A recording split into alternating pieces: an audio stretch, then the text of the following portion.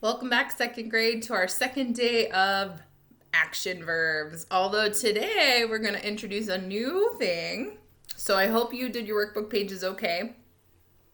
I went ahead and left our poster up here just for reference, but I'm going to switch and move sides because I didn't do a new poster, but I did just do some stuff on the board.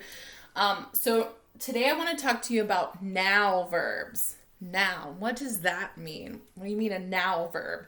It just means that something's happening right now. So it tells about an action that's happening right now, such as I'm teaching you, right? So the correct one would be teaches. She teaches. That's a verb. That's something I'm doing. Now, this is kind of the tricky part for you guys, but I have faith in you and you can do it. Just might take a little practice. We've got singular now verbs and plural. This is when it gets a little tricky, okay? All singular means, that's a pretty big word. It just means one. Single. One time. One word. Plural means two or more words. So singular is one, plural is two or three or four or 10. It's two or more. And I have an example right here as a sentence for you. Joe runs. Notice I underlined the S for you because this is talking about how many people? One. He's just Joe. Joe runs. He's doing that right now. Joe runs. Mrs. Connor teaches. Okay? Olivia listens. Paul listens. Cadence listens. Can you tell I miss you? Okay, for plural, we have the boys run. Who's running? The boys. So it doesn't say how many boys. It could be 20, could be 3, could be 13. We don't know. So the boys run. Nothing changes. So notice your verb in this sentence, singular, changes. We added a S. In this, let me move over. It's too far to reach. In this sentence, your verb does not change. Because why? We have an S here. There's your plural verb right there. The boys run. So I want to do a sentence with you together. It says, my dad prays every day.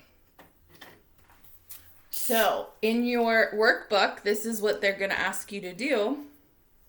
And this is actually number 1. How about that? Mrs. Connor is good. So you're going to circle the action verb and then underline the subject part. So the subject is, in our sentence, who we're talking about. Who are we talking about in this sentence? My who? My dad. So we're going to underline that one time. My dad. What is he doing every day? He is praying. But in this instance, in this sentence, my dad prays every day. So we're going to circle the verb, prays.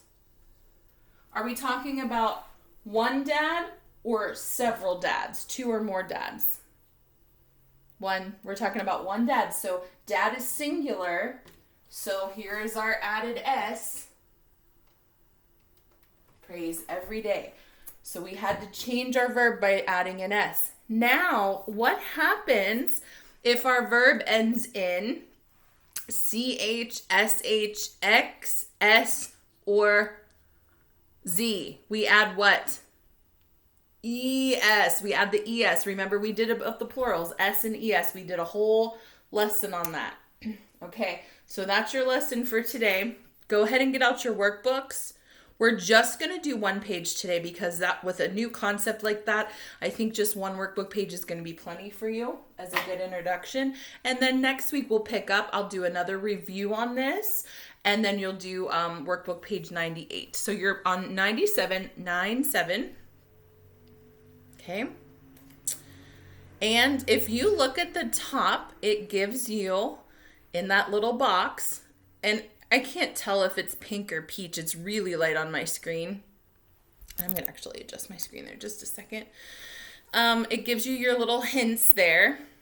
And that's pretty much what I just taught you, but it's more fun to look at it on the board, okay?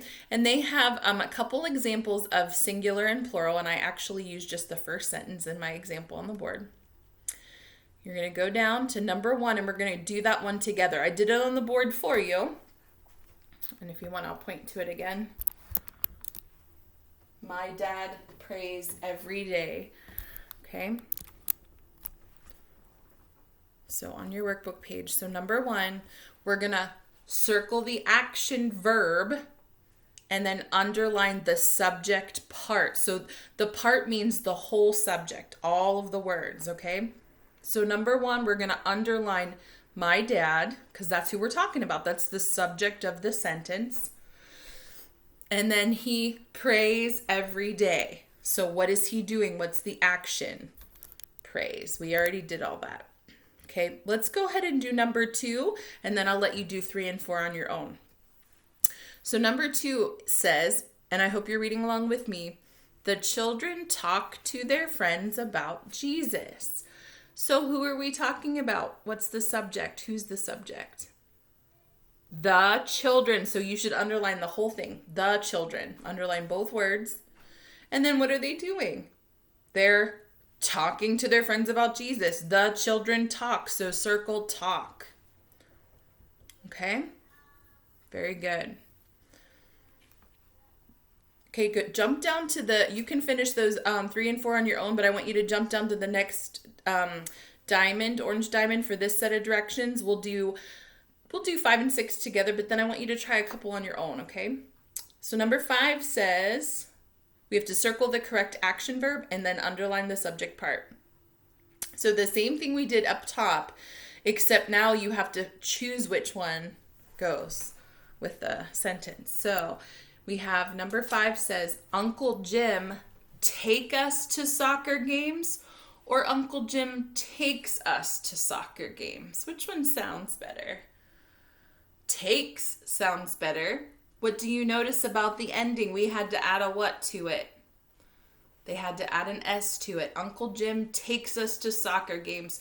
So our subject part is Uncle Jim. That's who we're talking about. And then what is Uncle Jim doing? He's taking us to soccer games. Okay? Is that making pretty good sense? Okay? I hope so. Number 6. Let's do it together, and then I'll let you finish this page on your own. Number 6 says, the boys brings sunglasses or bring sunglasses. The boys bring or brings. What's our subject? Who are we talking about in this sentence? If you said the boys and you underlined it, you are right. Very good. And then our verb, our right now verb, is bring or brings. Which one do you think? Look at your subject. Is it plural or singular? It's plural. The boys, right? We added an S on boys. So then our verb will be singular. It won't have an S. It will be a singular verb. So the boys bring sunglasses. Okay, think you can do it? I'm counting on you. I think you can do it.